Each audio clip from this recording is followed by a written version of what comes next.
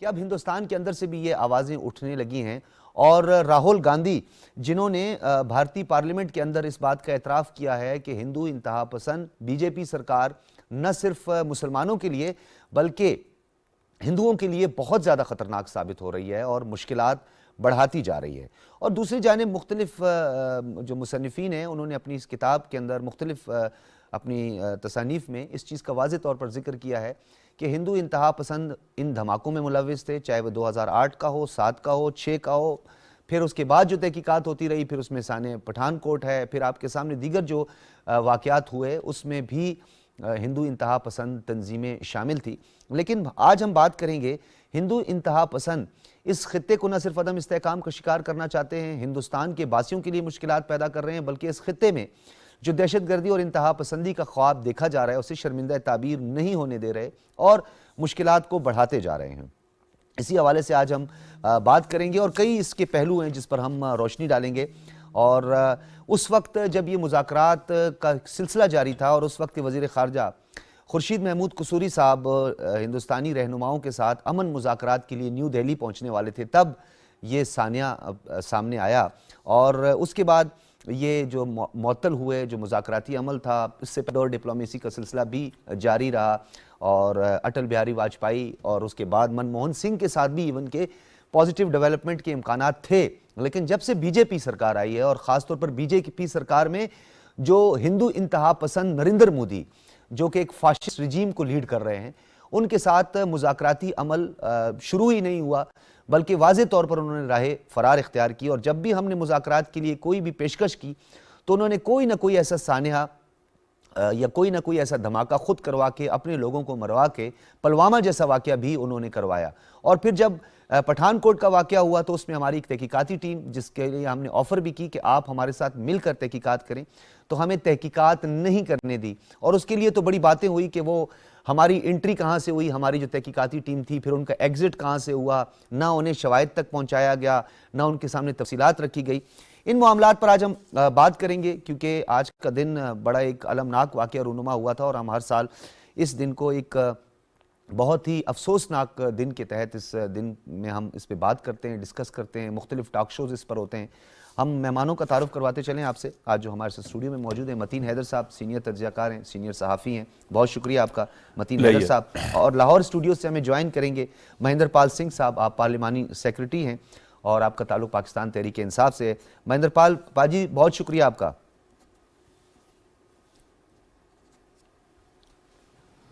Welcome جی، بہت بہت شکریہ آپ کا۔ بہت شکریہ مہندر پال سنگھ صاحب۔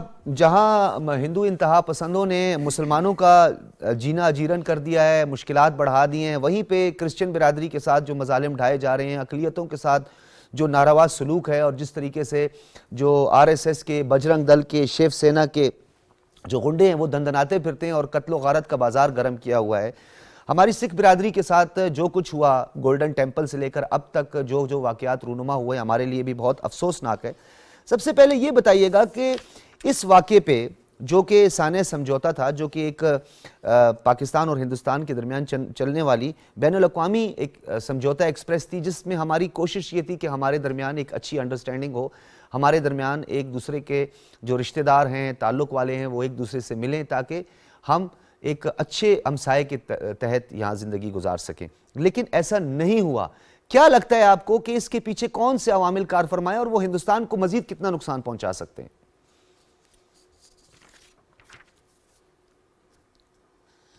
بہت بہت شکریہ بخاری صاحب۔ سب سے پہلے تو آج کا جو ٹاپک ہے وہ انتہائی اہم ہے اور انتہائی سینسٹیو بھی ہے، اور انتہائی اس کے لیے دل کھول کے سچ بولنے کو بھی دل کرتا ہے۔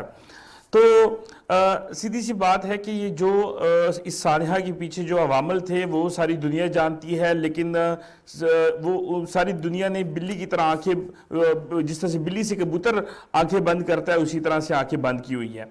تمام دنیا کی جتنی بھی بین الاقوامی ادارے ہیں سب کو پتہ ہے کہ اس ایشیا میں دہشت گردی کروانے والا صرف ایک ملک ہے جس کی خود حکومت ان گنڈوں کو انہوں نے پال رکھا ہے، چاہے وہ RSS ہے، چاہے وہ شیو سینا ہے، چاہے جتنی بھی دوسری تنظیمیں ہیں، وہ ہندوستان اور مودی سرکار کے آشیرواد سے وہ سب کچھ ہو رہا ہے وہاں پہ، اور انہوں نے پوری ایشیا کی میں بد امنی جو ہے وہ پھیلا رکھی ہے۔ وہ دوسرے ممالک میں بھی جا کے انٹرفیئر کرتے ہیں، وہ افغانستان میں جا کے انٹرفیئر کرتے ہیں، وہ پاکستان میں طالبان کو جو 15-20 سال پاکستان جو دہشت گردی سے جو اس کو برداشت کرتا رہا ہے، اس میں بھی ان کی انٹرفیئرنس تھی اور ان کی کوشش تھی کہ پاکستان کو ایک ٹیررسٹ وہ ڈکلیئر کیا جائے، لیکن الحمدللہ ہماری فوج کو، ہماری حکومتوں کو سلام ہے کہ انہوں نے بچایا۔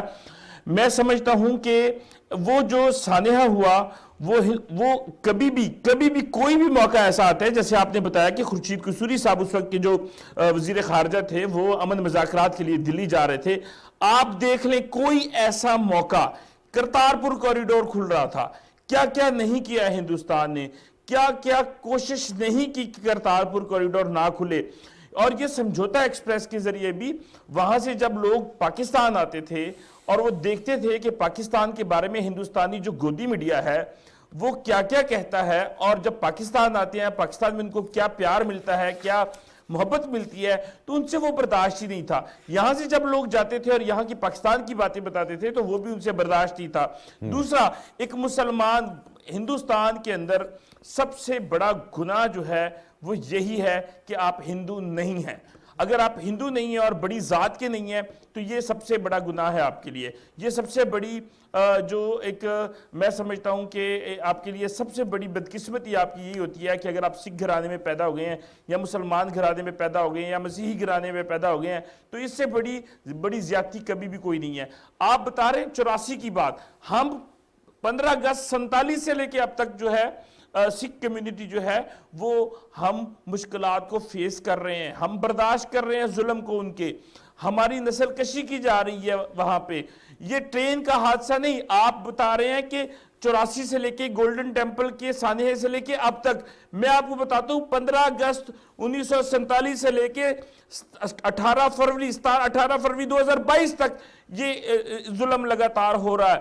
یہ اس کا ظلم بالکل ختم ہو ہی نہیں رہا۔ میں آپ کو ابھی پچھلے دنوں کی بات بتاؤں کہ یہاں پہ ایک واقعہ ہوا، پاکستان میں ایک ڈیتھ ہوئی، تو اس کے لیے کچھ ہندوستان سے کچھ لوگوں نے افسوس کرنے کے لیے آنا تھا، ہندوستان نے ان کو بھی روک دیا کہ بھائی رشتہ داروں کے دکھ غم میں شامل ہونے کے لیے انہوں نے آنا تھا، تو ان کو تک کو روک دیا۔ ہوم ڈپارٹمنٹ نے پاکستان کے اوپر سخت پابندی لگائی ہے کہ کوئی پاکستان جائے تو ہوم ڈپارٹمنٹ سے اجازت لے۔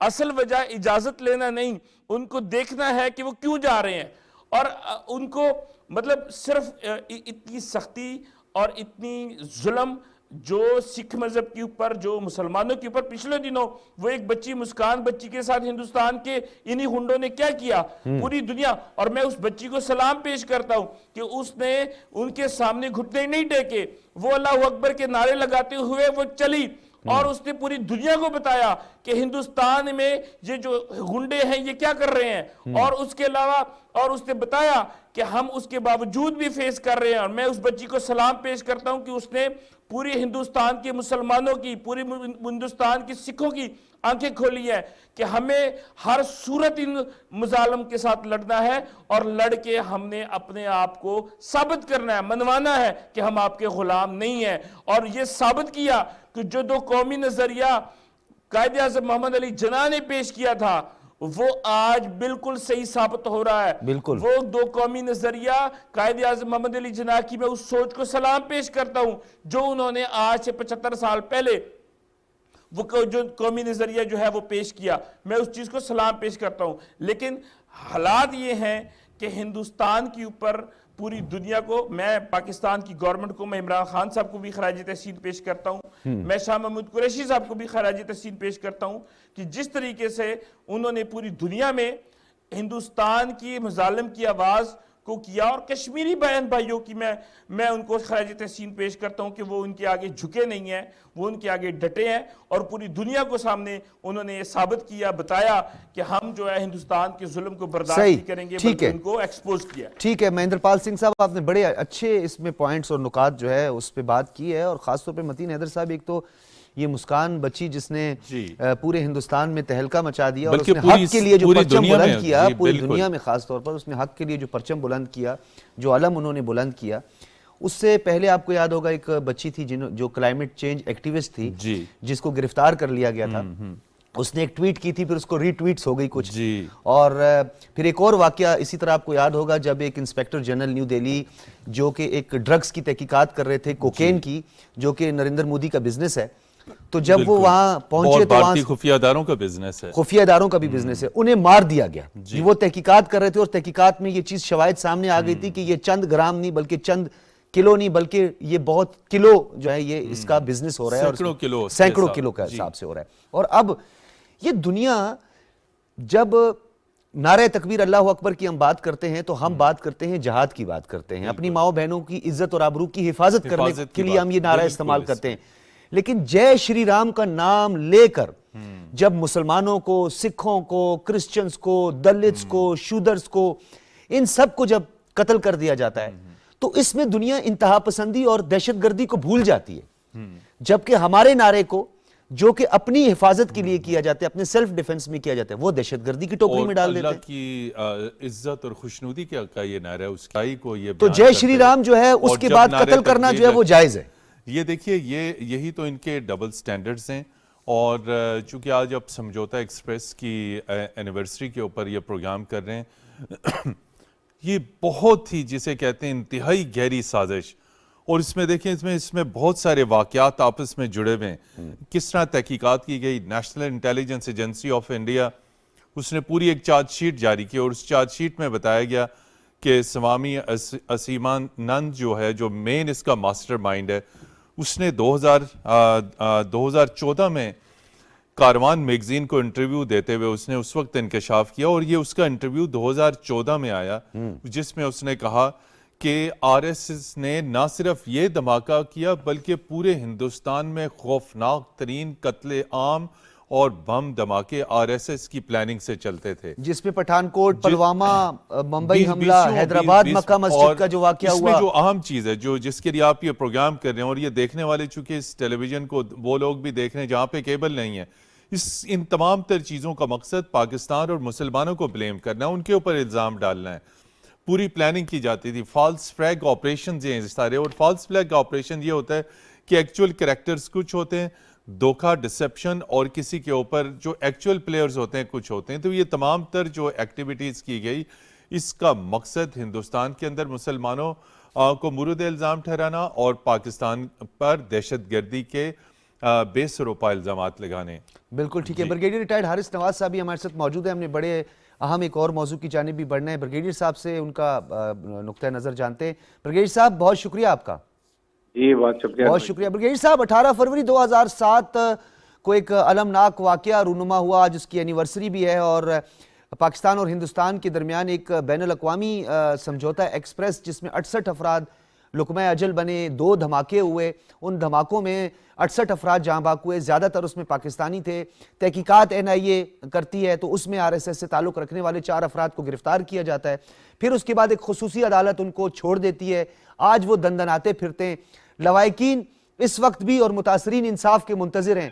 انہیں انصاف اگر ہندوستان میں نہیں مل رہا تو یہ جو بین الاقوامی جو انصاف کے ٹھیکیدار ہیں، کیا وہ ان کو انصاف دے پائیں گے؟ دیکھیں، بات یہ ہے کہ انصاف کے ٹھیکیداروں نے اگر پہلے انصاف کرنا ہوتا تو وہ کب سے کر لیا ہوتا. یہ کیونکہ ایک انڈیا بڑا ملک ہے، امریکہ کو اور یورپ کو اس کی ضرورت ہے، ناٹ اونلی تجارت کے لیے بلکہ پولیٹیکل اور جیو اسٹریٹجک انوائرمنٹس کے لیے بھی ان کو ضرورت ہے. ساؤتھ چائنا سی میں چائنا کے ساتھ ان کو اختلاف چاہیے، لداخ میں پاکستان میں سی پیک کو ناکام کرنے کے لیے، جس کی وجہ سے یہ امیر صاحب دنیا کی جو بڑی طاقتیں یہ اپنا منہ دوسری طرف کر لیتے ہیں. ورنہ اتنے بڑے ہیومن رائٹس جو واچ ڈاگ ہیں، ایمنسٹی انٹرنیشنل ہیں، اتنے بڑے چیمپئن بنتے ہیں، وہ کوئی بھی اس پہ صرف ایک تو کنڈیم کر دیتے ہیں، اس کے علاوہ کچھ نہیں کرتے ہیں. اور آپ یہ دیکھیں گے یہ 17 مارچ آتی، 23 مارچ کو یہ 18 فروری 2019 میں یہ انسیڈنٹ ہوا تھا سموجا ایکسپریس کا، جس میں یہ ایک کرنل تھے، مجھے ان کا نام بھول ہے، محیب کر کے نام تھا، جنہوں نے ان سب کو ٹرین کیا تھا. جو ایکسپلوسیو بنانے کا ٹرین تھا اس کو ٹریننگ دی، پھر اس نے وہاں پر دھماکہ کیا جس میں تقریباً 43 پاکستانی مسلمان شہید ہوئے، 15-16 کے قریب انڈین تھے، اور اس میں انآئیڈینٹیفائڈ بھی تھے 18 لوگ. جی بات یہ ہے کہ اس کے بعد جب انکوائری ہوئی، اور وہاں پر اگر آپ کو یاد ہو بڑا مشہور نام ہے، ایک آئی جی تھے وہ حماد کرکرے، جی جی کرکرے، ان کو انہوں نے انویسٹیگیشن کی، جو کہ ان کی انڈین انٹیلیجنس کے انچارج تھے. تو انہوں نے تقریباً کنکلوڈ کر لیا کہ اس میں جو ہے بی جے پی، پھر آر ایس ایس، پھر اور جتنے یہ سنگ پریوار، بالکل جی، یہ ساروں نے مل کے پلان کیا تھا، اور وہ ان کے نزدیک پہنچ گیا تھا. تو اگر آپ کو یاد ہو تو اس کے بعد اس کو مار دیا گیا انسیڈنٹ میں، جب بامبے انسیڈنٹ ہوا تو اس کے اندر اس کو مار دیا گیا. ٹھیک ہے. یہاں تک کہ اس کی بیوی نے اب وہاں کہہ دیا جی کہ یہ میرے میاں کو انہوں نے مارا ہے، لیکن جب اس کو تھرڈ فیل بیچاری وہ ڈر گئی. ٹھیک ہے. اور سب سے بڑی حیرانی کی بات یہ ہے کہ ابھی جب بی جے پی گورنمنٹ آئی ہے جی تو یہ میرے خیال میں لاسٹ ایئر 2021 کے اندر انہوں نے جو 4 پکڑے ہوئے تھے، کرنل کو بھی اور اس کے بعد جو چاروں کو چھوڑ دیا، 4 بھی ڈیزرٹر ہیں. تو اس سے یہ اندازہ لگائیں کہ یہ کتنا زیادہ جو ہے یہ ہندو ایکسٹریمسٹ گورنمنٹ آئی ہوئی ہے، یہ ہندو نیشنل گورنمنٹ ہے. یہ خاص صرف ایک چاہتے ہیں انڈیا کے اندر کہ آپ صرف ہندو ہوں گے، نہ کوئی مینورٹی ہوگی مسلمان. اچھا بریگیڈیئر صاحب، اس پہ تو ہم نے بات کی ہے، آپ کا بھی نقطہ نظر جڑا ایک اہم موضوع ہے. آج وزیر اعظم پاکستان جناب عمران خان نے منڈی بہاؤدین میں جلسہ عام سے خطاب کیا ہے، اور جلسہ عام سے خطاب میں اس وقت جو ملک کی صورتحال ہے، بین الاقوامی سطح پر جو مہنگائی ہے، اس کا ذکر بھی کیا ہے. اپوزیشن کو انہوں نے آڑے ہاتھوں لیا ہے، اور انہوں نے کہا کہ اپوزیشن کو صرف خوف عمران خان کا ہے، اور اب دھمکیاں دی جا رہی ہیں کہ ہم ووٹ آف نو کانفیڈنس کے لیے آپ کو ہٹا دیں گے. اور وہ یہ کہتے ہیں کہ اپوزیشن یہ سمجھتی ہے کہ وہ کرپشن کرے گی، اور اس کے لیے میں انہیں کسی صورت میں نہیں چھوڑوں گا. پھر انہوں نے ذکر کیا خیبر پختونخوا کی اپنی حکومت کا کہ تیزی سے غربت میں کمی آئی خیبر پختونخوا میں. پھر ساتھ میں انہوں نے اپوزیشن کو آڑے ہاتھوں لیتے ہوئے کہا کہ مقصود چپڑاسی کے اکاؤنٹ سے اربوں روپے کہاں سے آئے. اور انہوں نے پھر ساتھ میں یہ بھی کہا کہ نواز شریف کو باہر جانے کی اجازت نہیں دینی چاہیے تھی، ہم نے ان کو اجازت دے دی. اپوزیشن جو ہے وہ ڈاکوؤں کا ٹولہ ہے، ان سب کو عمران خان سے ڈر ہے. اور ساتھ میں انہوں نے یہ بھی کہہ دیا کہ پی پی پی اور نون لیگ کی دور میں آج سے زیادہ مہنگائی تھی، اس کا ذکر نہیں کیا جاتا.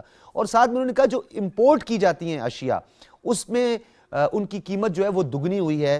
اور محض الزامات لگائے جا رہے ہیں اپوزیشن کی جانب سے. اور اب یہ ایک جلسوں کا سلسلہ شروع ہو گیا، تمام صوبائی دارالحکومتوں اور تمام پروونس میں یہ جلسے ہوا کریں گے، جس کا ذکر آج وفاقی وزیر اطلاعات و نشریات فواد حسین چودھری صاحب نے بھی کیا ہے. پرائم منسٹر صاحب اب تمام پروونس میں جو ہے یہ جلسے بھی کریں گے. بریگیڈیئر صاحب، آپ سے ہی میں بات کرتا ہوں، پھر میں آگے بڑھوں گا. یہ بتائیے گا کہ اس وقت جو ملک کی جو سیاسی صورتحال ہے، ایک تو پولیٹیکل سٹیبلٹی تو ہے، جو کہ ہماری اکنامک سوورینٹی اور ہماری اکنامک جو اس وقت سٹیبلٹی ہے اس کے لیے بھی ایک خطرہ ہے، ڈیفینیٹلی ہے. کیونکہ جب تک ایک کنسنسس نہیں ہوتا تو ہمیں ایسٹرن اور ویسٹرن بارڈرز کے چیلنجز جو ہے وہ بھی ہمیں درپیش ہیں، تو اس سے بھگتنا نمٹنا بڑا ہمارے لیے مشکل ہو جاتا ہے. تو ایسی صورتحال میں پرائم منسٹر صاحب کے اس منڈی بہاؤدین کے جلسے اور جلسے کے دوران انہوں نے جو خطاب کیا، ان اقتباسات کو آپ کیسے دیکھتے ہیں؟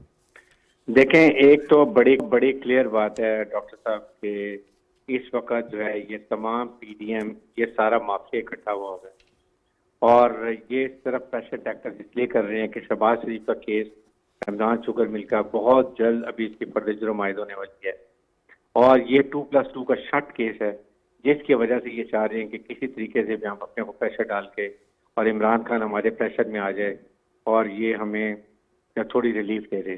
لیکن ظاہر ہے کہ عمران خان کو آئی تو پتہ ہے مجھے مینیفیسٹو ہے، وہ بھی یہی تھا کہ جب ختم کرنی ہے.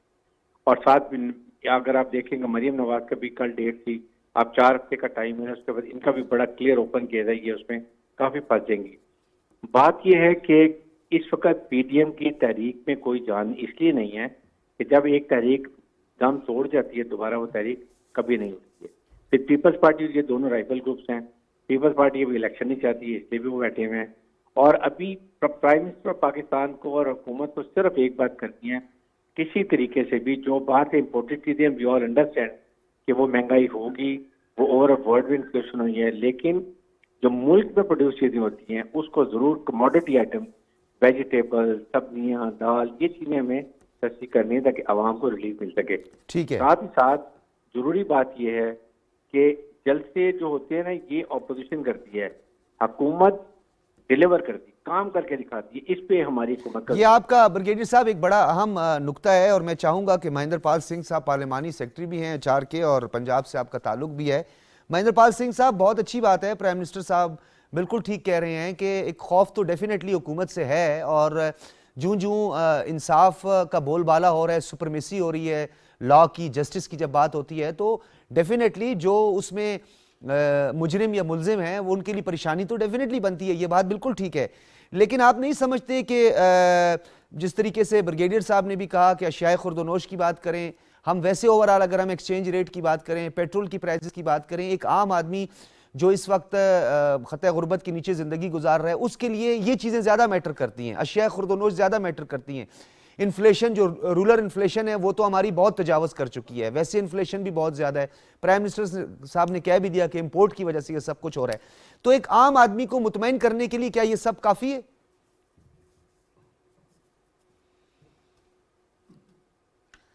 دیکھیں، عام آدمی بالکل پرائم منسٹر صاحب بھی مانتے ہیں، اور پی ٹی آئی کی ہماری پارٹی بھی مانتی ہے، ہم بھی مانتے ہیں کہ انفلیشن ہے. اور انفلیشن جو ہے، دیکھیں، ایک آپ کے انٹرنل فیکٹر ہوتے ہیں، ایک ایکسٹرنل فیکٹر ہوتے ہیں. یہ ایکسٹرنل فیکٹر کی وجہ سے ہے. ہماری دالیں جو ہیں، جتنی بھی دالیں ہیں، 95% ہماری دالیں ساری امپورٹ ہوتی ہیں. ہمارا جتنا جو پام آئل ہے، جتنے وہ ہیں، وہ ہمارے جو یہ کموڈیٹی کی جو آئٹمز ہیں، یہ ہماری امپورٹ ہوتی ہیں. اور جب ظاہری بات ہے، جب ڈالر کی پرائز بڑھتی ہے، جب باہر اس کی قیمت بڑھتی ہے. اب دیکھیں، آپ پیٹرول کی اگر آپ دیکھ لیں، پیٹرول کے ساتھ جڑی ہوئی ہیں دالیں اور خوردنی تیل. پہلے 2016 میں جو پرائز تھی وہ 29، جی دیکھیے سب چیزیں جڑی ہیں، $29 فی بیرل تھی، آج وہ $96 فی بیرل ہے. اور آج بھی آپ دیکھیں تو پاکستان کے پوری ایشیا میں، پورے ریجن میں، اگر ہم ڈالر پرائز کے ساتھ پرائز دیکھیں پیٹرول، تو سب سے سستا پیٹرول پاکستان میں ہے. اور پاکستان کا آپ یہ دیکھیں، اب پچھلی تمام حکومتوں کے ساتھ ہمارا موازنہ کر لیں ہماری حکومت کا، کہ ٹیکسز پیٹرول کے اوپر کتنے ہیں. ہمارے حکومت نے تقریباً تمام ٹیکسز پیٹرول کے اوپر جو ہیں وہ ختم کر دیے ہیں. وہ ایک عوام کو ریلیف دینے کے لیے، کموڈیٹی میں ریلیف دینے کے لیے ہی وہ کیے گئے ہیں. لیکن جو پی ڈی ایم جو اس وقت کر رہی ہے، پی ڈی ایم، جیسے بریگیڈیئر صاحب نے کہا کہ پی ڈی ایم کی اس میں کوئی جان نہیں ہے. پی ڈی ایم ایکچولی جتنی بھی جماعتیں ہیں، وہ ساری جماعتیں صرف ایک پوائنٹ کے اوپر متفق ہیں کہ اپنی چوری بچا لو بس. اگر آپ دیکھیں پی ڈی ایم ان سب میں دراڑے ہیں. پیپل پارٹی چاہتی ہے کہ الیکشن نہ ہو، اور نون لیگ چاہتی ہے کہ فوری الیکشن ہو. ان کے اندر کسی پوائنٹ، کسی ایجنڈے کے اوپر اتفاق نہیں ہے، سوائے اس بات کے کہ اپنی جو ڈکیتیاں ہیں، جو اپنی کرپشن ہے، اس کو ہم کسی طریقے سے بچا لیں، ہم عمران خان کو دھمکا لیں، ڈرا لیں. لیکن یہ سب میں سمجھتا ہوں اچھا مہندر پال سنگھ صاحب، یہ ایک آپ نے بات جو کی، ایک تو ہمارا کلچر ہے، پولیٹیکل ہمارا کلچر بھی ہے. مہندر پال صاحب، آپ نے بالکل ٹھیک بات کی. اپوزیشن کو، ویسے آپ نے یہ بات تو ٹھیک کی ہے کہ اپوزیشن اس وقت کمزور ہے، اپوزیشن میں دراڑے ہیں، لیکن ہمارا ایک ماضی بھی ہے جسے ہمیں یاد رکھنا چاہیے. 3 سال کے بعد جو ہے وہ اپوزیشن متحرک ہوتی ہے، اور ہمیشہ یہ ہوا ہے پاکستان میں کہ جو آخری 1 سے 1.5 سال ہوتا ہے اس میں اپوزیشن بڑی سٹرونگ ہو جاتی ہے، اور اپوزیشن حکومت کو بڑا ٹف ٹائم دینے لگتی ہے. کیونکہ اب میں وہ ماضی کے ان معاہدوں کی طرف تو نہیں جاؤں گا جس میں چارٹر آف اکانومی کے علاوہ وہ چارٹر آف ڈیموکریسی خاص طور پر جس کا ذکر کیا جاتا ہے، اس میں یہ 3 سال اور 5 سال کا جو معاملہ چل رہا ہے. آپ نہیں سمجھتے کہ ابھی آپ نے ذکر کیا، آپ نے کہا کہ جس ٹائم ابھی $29 فی بیرل سے اب $96 فی بیرل پر آ گیا ہے، تو ڈیفینیٹلی کوموڈیٹی پرائزز جو ہیں ان کا بھی آپ نے ذکر کیا، دال اور خوردنی تیل کا بھی ذکر کیا. لیکن جب یہی پرائزز مائنس پہ گئی اور $7 فی بیرل پیٹرول ہمیں مل رہا تھا، اور یہ 3 ماہ کا عرصہ تھا، تو اس وقت تو دالیں اور تیل سستے نہیں ہوئے. یہ ڈاکٹر صاحب میرے سے پوچھتے ہیں؟ جی ہے مہندر صاحب سے. میں آپ کو ایک بات بتاؤں، اس وقت جب چیزیں دیکھیں اس وقت جب یہ حالات تھے تو وہ 3 ماہ کا وقت کرونا کا ٹائم تھا. کرونا کے ٹائم میں آپ کی جب چیزیں جب دیکھیں اس کی وہ ڈیلیوری نہیں ہو رہی تھی، اس میں تمام آپ کے رستے بند تھے. تو وہی چیزیں تھی جو آپ نے مہنگی خریدی ہوئی تھی، وہی چیزیں چل رہی تھی. سستی تو تب اس صورت میں ہوئی تھی کیونکہ کوئی خریدنے والا نہیں تھا، کوئی اس کی جو ٹرانسپورٹیشن نہیں ہو رہی تھی، وہ کسی طریقے سے کیریج نہیں ہو رہی تھی آئٹم، تو اس وجہ سے اس وقت سستی ہوئی تھی. اور پاکستان کی اکانومی کوئی اتنی اچھی اکانومی تو ہے نہیں تھی، نہ ہمیں کوئی اتنی اسٹرانگ اکانومی دی گئی، بلکہ ہمیں تو ڈیفالٹر اکانومی دی گئی کہ ہم ان چیزوں کو لے کے کسی طریقے سے سٹاک کر لیتے. ایسی کوئی صورتحال تو نہیں تھی. لیکن اس وقت ظاہری بات ہے، ہم جو اس وقت جو ہم نے ڈیلیور کیا، جب $96 فی بیرل تیل ہے، ہم نے ٹیکسز میں سے جو ہے ریلیف دیا عوام کو، ہم نے ٹیکسز کا بوجھ جو ہے وہ عوام سے ہٹا دیا. اتنا بڑا ریلیف کو آپ مجھے بتا دیں دنیا کی کسی دوسرے ملک میں دیا گیا ہو، یا آپ دنیا کی کسی دوسرے ملک کے علاوہ ہم پاکستان کی تاریخ میں دیکھ لیں کہ کسی نون لیگ کی، کسی پیپل پارٹی جنہوں نے 35 سال حکومت کی، انہوں نے کبھی اس طرح کا ریلیف عوام کو دیا ہوا. جب جس طرح کا جو کرونا کا وقت آیا، جو 2-2.5 سال مشکلات کی گزرے، آپ نے دیکھا کہ پوری دنیا کی اکانومی مہندر پال سنگھ صاحب، میں آپ کی طرف دوبارہ آؤں گا کیونکہ میں نے بریگیڈیئر صاحب سے بھی اس حوالے سے ان کا نقطہ نظر بھی جاننا ہے.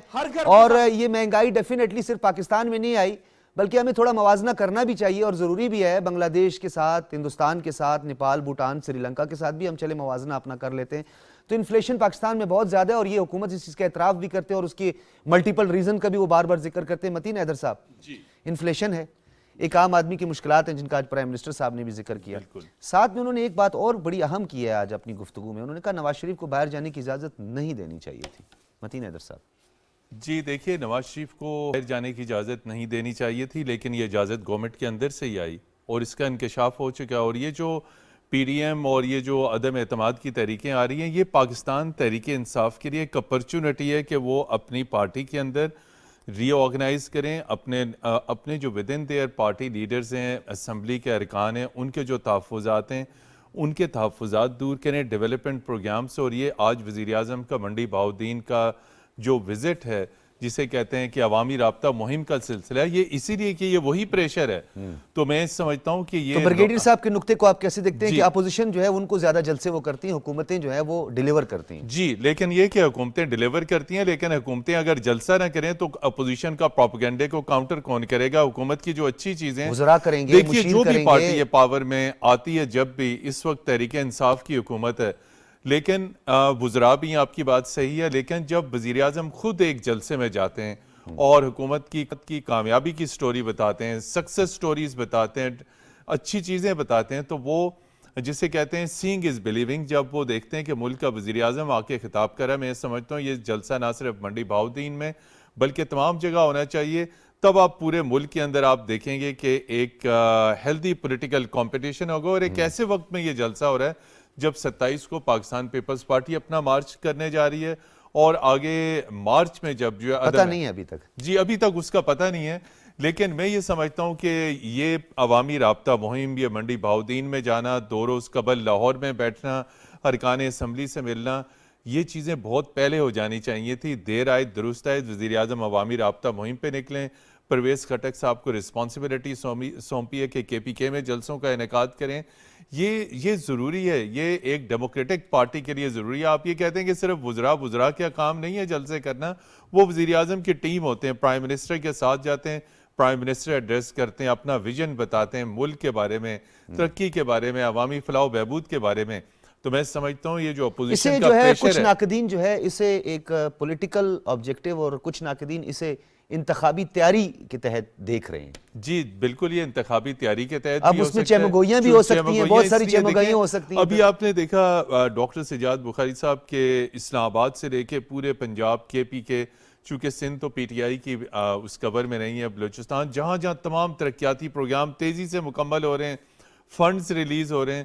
تو جو الیکشن کی چیزیں قریب آتی ہیں، الیکشن کروانے کے مطالبے قریب آتے ہیں، چونکہ یہ جسے کہتے ہیں second last year of elections.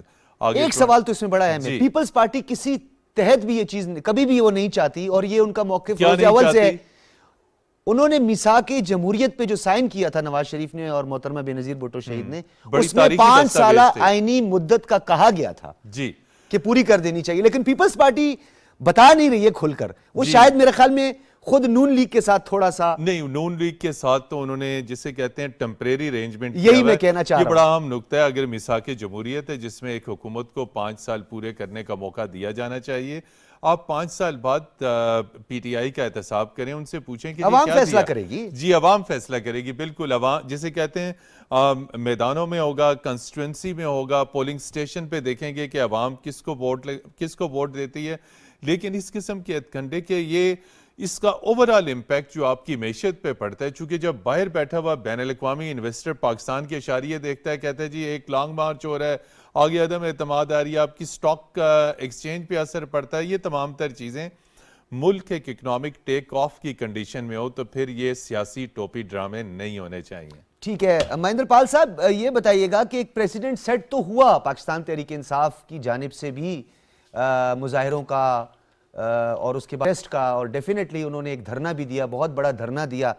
تو کیا دھرنا اب اگر دیا جائے یا مارچ کیا جائے تو کیا حکومت اسے روک پائے گی؟ کیا اس کا کوئی اخلاقی جواز ہوگا کہ آپ دھرنا نہ دیں، یا آپ جس طرح متین حیدر صاحب نے بھی کہا کہ اکنامک ٹیک آف ہے ہمارا اور اس ٹائم پر جو ہے اس طرح کا اچھا امپریشن نہیں جاتا، استحکام کی ضرورت تو ہے ہمیں. تو کیا ایک پریزیڈنٹ سیٹ ہوا ہے، کیا جواز ہوگا اس کو روکنے کا؟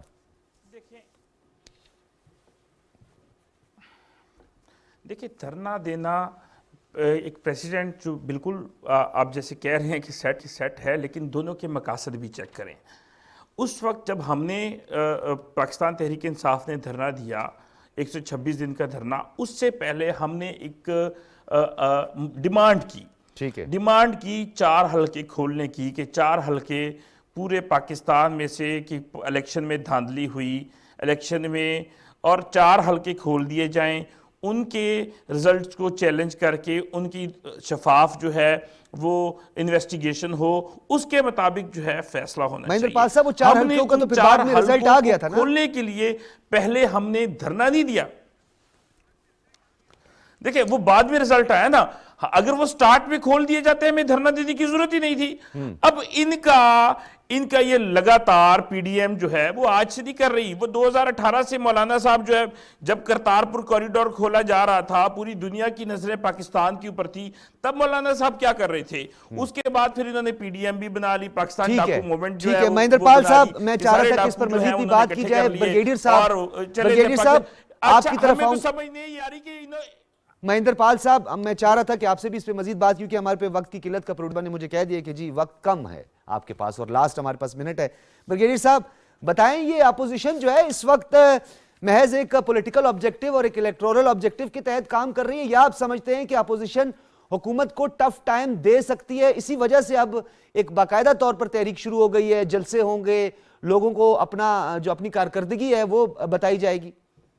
ڈاکٹر صاحب بات یہ ہے کہ یہ صرف پریشر ٹیکٹس ہے اپنی کیس کو بتانے کے لیے. آپ پریشر ٹیکٹس ہیں، یا تو اپوزیشن یہ کہنا پی ڈی ایم کہ جی ہمارے پاس یہ سلوشن ہے اور یہ ہم اگلے 1 سال میں یہاں پر دودھ کی نہریں بہا دیں گے، آسمان کے تاڑے توڑ کے لے آئیں گے اور ہم یہ خوشحالی لے آئیں گے. اگر یہ صرف یہ عمران خان کو ہٹانا ہے تو یہ تو کوئی آنسر نہیں ہے. بجائے اس کے کیا ان کو چاہیے کہ اگلے سال الیکشن کی تیاری کریں، مینیفیسٹو لے کر آئیں، عوام کو کنونس کریں اور بتائیں کہ جی یہ ہم آپ کے لیے کریں گے تاکہ اگلے الیکشن میں they should go with majority. P T I کی گورنمنٹ کو اگر اس وقت کہتے ہیں یہ ناکام حکومت ہے، یہ حکومت ہے، تو کیا ان کا بیگیج اٹھانا چاہیں گے اور بدنامی لینا چاہیں گے؟ آئی تھنک یہ سیلف ایکسپلینیٹری کوشچن ہے جو ان کو سمجھ آنی چاہیے. ٹھیک ہے، صرف ہٹانے کا مقصد یہ ایک کوشش ہے کہ کیسز ان کے بچ جائیں، باقی پاکستان بھاڑ میں جائے.